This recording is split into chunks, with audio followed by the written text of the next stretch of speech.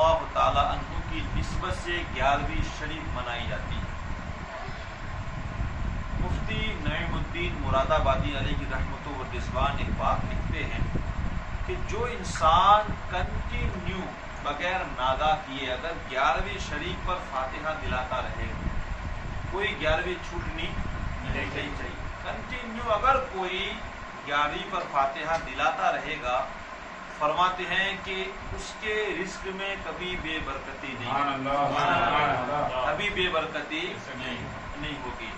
اور رزق کا ایک ذریعہ یہ بھی ہے کہ اللہ دے تو شکر کرے اور نہ دے تب بھی شکر۔ میں نے ابھی تازہ ایک بات پڑھی ہے، وہ ذہن میں آئی ہے، وہ سنا دوں۔ مخدوم اشرف سمنانی علیہ رحمہ اس بات کو لکھتے ہیں کہ حضرت رابعہ بصری رضی اللہ تعالیٰ عنہ اور حضرت جنید بغدادی رضی اللہ تعالیٰ دونوں بڑے پائے کے بزرگان دین ہیں، اللہ کے نزدیک ان کا بڑا مقام ہے، بڑے مشہور ہے۔ ایک مرتبہ حضرت رابعہ بصری رضی اللہ تعالیٰ عنہ نے حضرت جنید بغدادی رضی اللہ تعالیٰ عنہ سے پوچھا کہ تمہاری روزی کا حال کیا ہے؟ کیا پوچھا؟ تمہاری روزی۔ ذرا دیکھیے اللہ والوں کی باتیں کیسی ہوا کرتی ہے۔ ہمیں کوئی پوچھے تو زیادہ تر شکوے گلے کے سوا اور کچھ نہیں ہوتا ہے۔ تو پوچھا کہ تمہاری روزی کا حال کیا ہے؟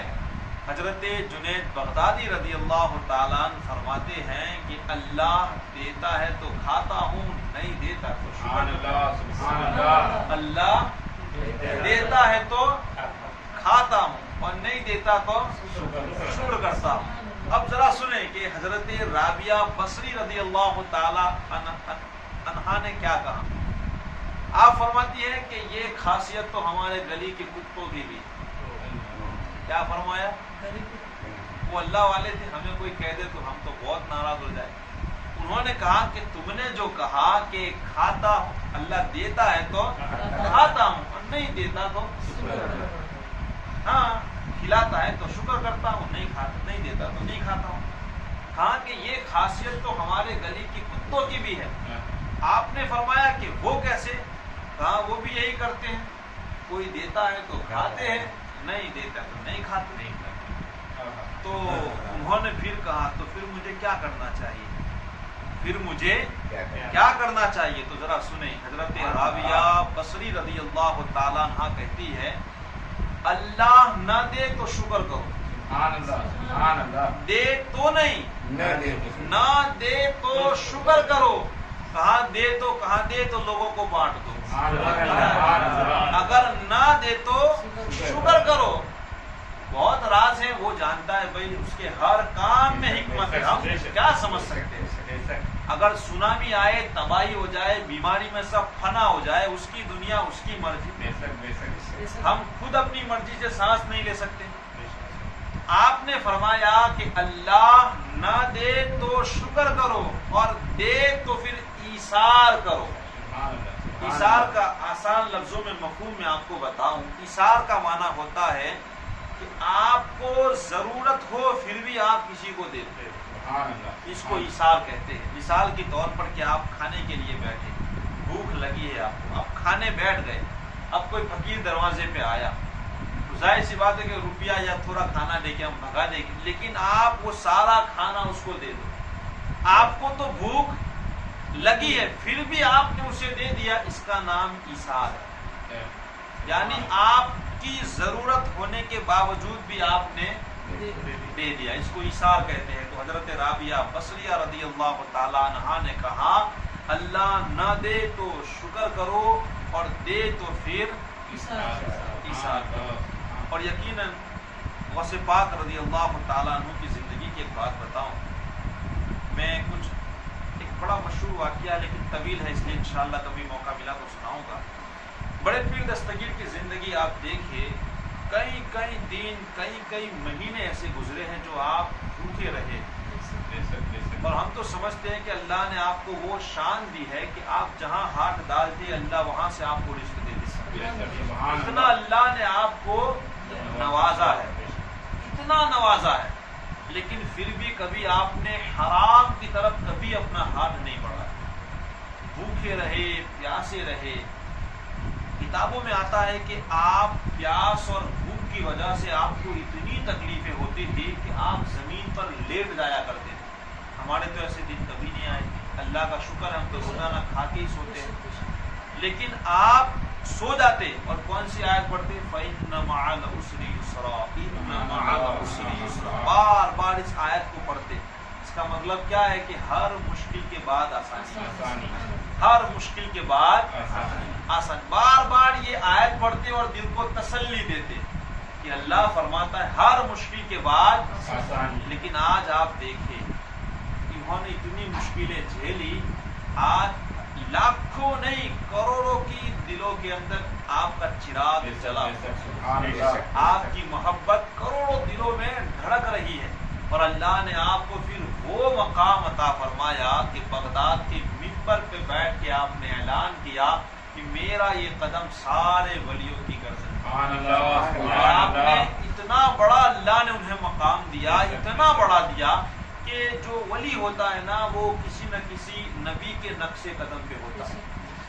ہر ولی کسی نہ کسی نبی کا پڑتاؤ ہوتا ہے جسے کہا جاتا ہے. اور غوث پاک رضی اللہ تعالیٰ عنہ کے حوالے سے کہا جاتا ہے کہ آپ حضور کے نقش قدم پر. آپ سوچو کہ نبی کا مقام تو ہمارے خیالات میں کبھی نہیں آ سکتا. تو حضور کی جگہ پہ کون مانا جاتا ہے؟ حضور غوث العظم دستگیر مانے جاتے ہیں. ان کی جگہ ان کا مقام رکھتا ہے. جو نبی ایک پرتو, نبی کا جو پرتو کہا جاتا ہے ایک ولی, تو وہ غوث پاک. اللہ نے اتنا دیا ہے, ہو تب بھی شکر اور نہ ہو تب بھی. ہماری کھیتی پک جائے تو اتنے خوش, نہ پکے تو پھر خوشی نہیں. صبر تو نہیں کرتے, ہم شکوے کرتے ہیں, بڑے شکوے اور گلے. سنا گیا ہے کہ غوث پاک رضی اللہ تعالیٰ عنہ بڑے امیر تھے. آپ نے سنا ہوگا اللہ نے انہیں بڑا رزق دیا تھا. آپ ایسا جبہ پہنتے تھے کہ بادشاہ بھی نہیں پہن سکتا. لیکن اللہ والوں کی سوچ دیکھیں, آپ ایک مرتبہ پہنتے اور پھر کسی فقیر کو دے دیا کرتے. اور کیا فرماتے, کم سے کم میری وجہ سے کوئی فقیر تو ایسا جبہ پہنا. اتنے بہترین آپ لباس پہنا کرتے تھے. لیکن ہمارے ہم اگر بہت قیمتی لباس پہنے اور تھوڑا چھانٹا بھی اڑ جائے نا, ہمارا خون پہلے چل جائے. یہ ایک سچی بات ہے. بندہ اگر نئی گاڑی لائے اور لیٹا پڑ جائے, اکھا دن وہی تصور میں رہے گا ہماری سوچ. لیکن وہ الگ لوگ تھے, اچھا پہنتے تھے وہ بھی دوسروں کے لیے کہ چلو ہمارے صدقے میں وہ بھی پہن لے. بتایا جاتا ہے کہ ایک مرتبہ آپ کا جہاز پانی سے آ رہا تھا, بڑا مال تھا اس کے اوپر. تو کسی نے آپ کو خبر دی کہ آپ کا جہاز تو ڈوب گیا. غوث پاک نے فرمایا سبحان اللہ. اب ڈوب جائے تو کوئی ایسا تو کہتا نہیں, لیکن کسی نے کہا کہ آپ کا جہاز ڈوب گیا, کہا سبحان اللہ. اب تھوڑی دیر کے بعد پھر آیا, کہا آپ کا جہاز پال لگ گیا, کہا سبحان اللہ. تو انہیں بڑا تعجب ہوا کہ عجیب حال ہے, گیا تب بھی سبحان اللہ, آیا تب بھی سبحان اللہ. کہا اپنا ہے کیا, دیا وہ بھی اس کا ہے اور نہ دے وہ بھی. تو ہمیں ان سے یہ درس ملتا ہے کہ کیسے بھی حالات ہو ہر حال میں اللہ کا شکر کرو. ہمارے مقدر کا کہیں جانے والا نہیں. آج روزی کے اعتبار سے بڑے یہ حالات ہمارے ہوتے ہیں. آج دنیا میں آپ ماحول دیکھ رہے ہیں, بڑے لوگ پریشان ہیں. لیکن کئی وجوہات ایسی ہوتی ہے جس کی وجہ سے ہمارے رزق میں تنگی آ جاتی ہے. ایک حدیث پاک ذہن میں آتی ہے. آقا کریم ارشاد فرماتے ہیں کہ 3 چیزوں کا آپ نے ذکر کرتے ہوئے ارشاد فرمایا کہ یہ 3 چیزیں جہاں ہوگی وہاں رحمت کے فرشتے نہیں آئے. اب رحمت کے فرشتے اگر نہ آئے تو پھر وہاں برکتیں بھی نہیں آئے. تو فرمایا ایک وہ جگہ جہاں کتا ہو, وہ گھر جس میں کتا پالا جائے. دوسری وہ جگہ, دوسرا کہ جہاں گھر میں سے کوئی انسان یا عورت ہو ناپاک گھومتا رہے, پانی ہے لیکن پھر بھی غسل نہ کرے اور ناپاک ہی گھومتا رہے. اور تیسری چیز آپ نے ارشاد فرمائی کہ وہ گھر جس کے اندر تصویر ہو یا گھر میں کوئی ناپاک شخص ہو یا کتا پالا ہو, وہاں رحمت کے فرشتے نہیں آتے. اور جب رحمت کے فرشتے نہیں آتے تو پھر ظاہر سی بات ہے کہ وہاں برکتیں بھی نہیں. الحمدللہ عبادتیں بہت زیادہ ہے، بڑا مقام ہے، کافی باتیں ہیں، لیکن ایک خاص آپ تک بات پہنچاؤں آخری حلال کمائی یہ بہت بڑی چیز ہے، بہت بڑی حلال کمائی اتنی بڑی چیز ہے کہ آپ کو میں کیا بتاؤں. یوں سمجھو کہ حرام کی کمائی سے اگر ہماری شکلیں نہیں بگڑتی کوئی بات نہیں، لیکن نسلیں ضرور بگڑتی ہیں، نسلیں ضرور بگڑتی ہے. ہمیشہ یہ کوشش کرے کہ ایک روپیہ بھی آپ کے روپیوں میں حرام کا نہ ہو. ایک حدیث پاک میں نے سنی ہے، ایک صحابی رسول حضور صلی اللہ علیہ وسلم کی کتنی عجیب بات ہے. گئے حضور کے پاس، یا رسول اللہ، ان کا غالباً یوں سمجھو کہ 7 دینار ان کا پگار ہوگا مہینے. حضور کے پاس گئے کہ میرا وہ نہیں رہتا، آپ دعا، آپ ذرا میرے مالک سے بات کریں کہ وہ پگار میرا بڑا ہے، میرا خرچہ پانی نہیں ہو رہتا ہے. حضور صلی اللہ علیہ وسلم نے ان سے کہا کہ تمہارے مالک کو جا کے کہنا کہ میرا پگار 6 دینار کا. کتنا تھا؟ 7 آئے تھے بڑھانے کے لیے، لیکن حضور صلی اللہ علیہ وسلم نے کیا فرمایا؟ جا کے کہیے گا کہ تمہارا پگار 6 کر دے. آسان لفظوں میں. وہ تو بڑے پریشان ہیں. اب یہ وہ لوگ تھے جو بحث نہیں کرتے تھے، حضور کے حکم کو سر اور آنکھوں پہ رکھا کرتے تھے. حضور نے کہا تو ضرور کوئی راز ہوگا. تو وہ تو گئے، جا کے کہہ دیا.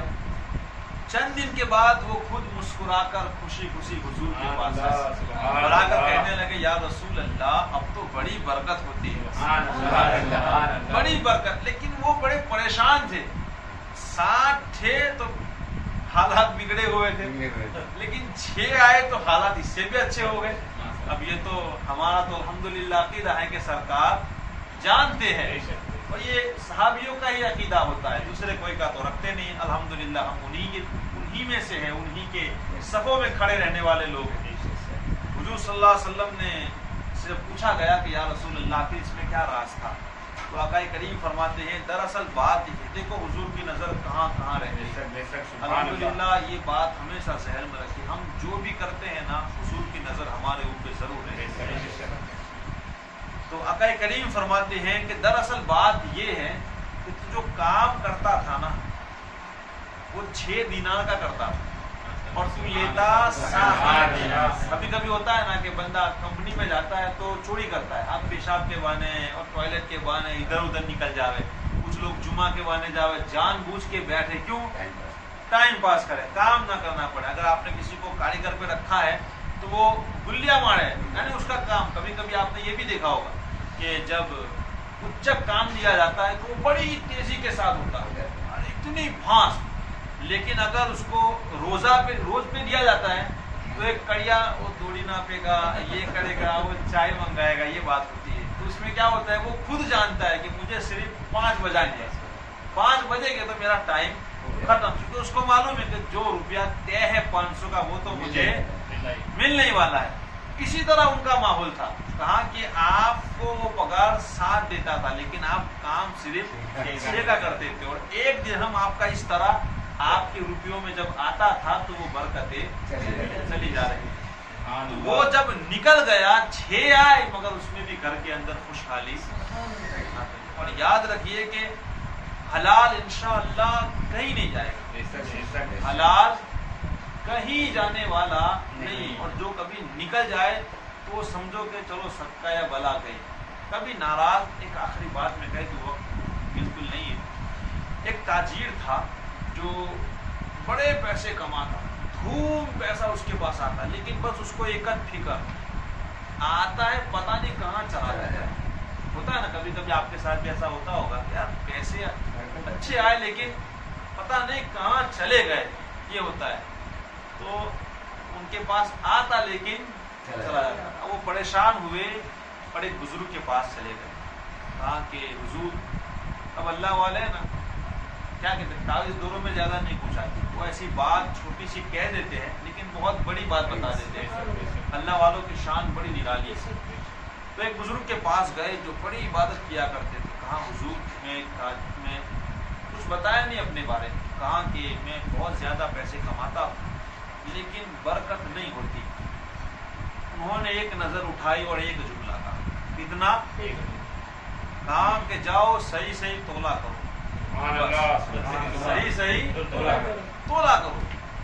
وہ بھائی سوچ میں پڑ گیا کہ انہیں کیسے پتا کہ میرا کام تولنے والا ہے.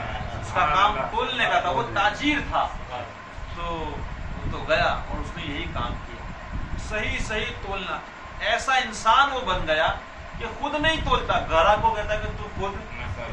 اب گراہک تو کبھی اوچھا تولے گا نہیں, وہ کبھی کبھی زیادہ ہو جاتا, کہاں کوئی بات نہیں تو لے جا, لیکن کبھی کسی کو ذرہ برابر وہ کم نہیں دیتا.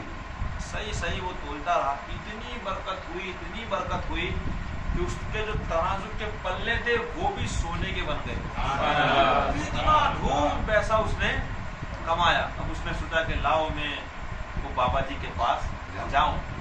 وہ گیا, کہا کہ حضرت آپ نے ایک بات کہی لیکن زندگی بدل گئی, بہت برکت ہوئی, اتنی برکت ہوئی ہے کہ پلے بھی سونے کے ہوئے. اب آپ بتائیں میرے لیے کیا کوئی حکم ہے. اللہ والے تھے, نظر اٹھائیں, کہاں جا وہ سونے کے پلے ندی میں جا کے پھینک. ایک جملہ کہا, جاؤ وہ جا کے سمندر میں ندی میں پھینکاؤ. اب تھوڑی دیر کے لیے تو اسے ایسا لگا جیسے زمین کے نیچے سے پاؤں ہٹ گئی ہے, اب یہ چیز پھینکنا. لیکن دل میں ایک خیال آیا, اگر یہ بسے ہیں تو انہی کے صدقے میں. انہوں نے کہا ہے کہ پھینک دو, تو پھر آنکھیں بند کر کے انہوں نے ایسا ہی کیا, آنکھیں بند کر کے دل لگا کر کے وہ پھینک دیے. وہ گھر آ گئے. اب اتفاق سے ایک قافلہ اسی راستے سے آ رہا تھا. اس قافلے کو وہ سونے کے پلے مل گئے. اب جیسے ملے, اب وہ قافلہ اسی تاجر کے پاس آ رہا تھا. اب انہوں نے سوچا کہ وہ تو بڑا نیک ہے, یہ تو بڑا نیک ہو چکا تھا, کبھی کم نہیں تولتا, یہ تو بڑا اچھا انسان ہے, چلو یہ ہم پلے اس کو واپس جا کے دے دے گی. تو وہ لوگ آئے اور وہ ترازو کے پلے اس تاجر کو دے دیے. کہا کہ یہ تمہارے, کہا یہ تو صرف میرے ہی سونے کے تو پلے, کسی اور کے پاس تو ہے ہی نہیں. کہا یہ تمہیں کہاں سے ملے, کہا ہمیں وہ فلاں جگہ ندی سے ملے ہیں. کہا تم ابھی تھوڑی دیر تک ٹھہرو, میں ابھی آیا. وہ پلے لے کر بڑی تیزی کے ساتھ وہ اس بزرگ کے پاس پہنچا, اور پہنچنے کے بعد کہا کہ حضور آپ نے تو کہا کہ پھینک دو, میں نے پھینک دیے, لیکن یہ میرے پاس واپس آ گئے. اب آپ بتاؤ آخر کہ اس میں راز کیا. بزرگ نے پھر اپنی نظروں کو اٹھایا اور ایک جملہ کہا, یہی تجھے بتانا مقصود تھا کہ تو حلال کما. تو نے حلال کما کر کے تو نے سونے کے پلے بنائے, تو نے پھینک دیے. حلال کمائے گے تو کہیں نہیں جائے گے, ندی میں جائے گے پھر بھی واپس آئے گا, کہیں پر بھی جائے گے پھر بھی. تو حلال وہ چیز ہے جو کبھی بھی کہیں نہیں جاتی. الحمدللہ بھلائی کا اپنے بچوں کو بھی کماؤ گے, کھلاؤ گے, اپنے گھر والوں کو کھلاؤ گے. تو جو بات دین کی بتائی جائے گی, جب حلال کا خون بدن میں دوڑے گا تو دین کی باتیں ذہن بدن ایکسپٹ کرے گا. لیکن یاد رکھیے کہ آخری حدیث پاک, حرام کا ایک لقمہ بھی جب تک پیٹ میں ہے 40 دن تک نہ اس کی نمازیں قبول ہے نہ اس کی دعا قبول ہے. اور اگر اسی حالت میں بندہ مر جائے تو وہ جسم کبھی بھی جنت میں نہیں جا سکتا. جو حرام رزق سے پلا بڑا ہے. الحمدللہ ہم یہاں بیٹھے ہیں اس شخصیت کی گفتگو کرنے کے لیے جنہوں نے زندگی بھر حلال کا ایک لقمہ بھی نہیں کھایا. کبھی موقع ملا تو آپ کے والد کا میں وہ سیب والی بات بتاؤں گا. صرف ایک سیب کھا لیا, اس کے بعد وہ کیسی کیسی منزلوں سے گزرے ہیں. بس دعا ہے اللہ تبارک و تعالیٰ غوث پاک کے صدقے تو فیض ہماری زندگی کو قبول فرمائے. ہمیں ہمیشہ حلال کھانے حلال کمانے کی اللہ توفیق عطا فرمائے. حرام رزق سے اللہ ہم سب کی حفاظت فرمائے. اللہ تعالیٰ ہم سب کی روزی روٹی میں برکتوں کا نزول فرمائے. استغفر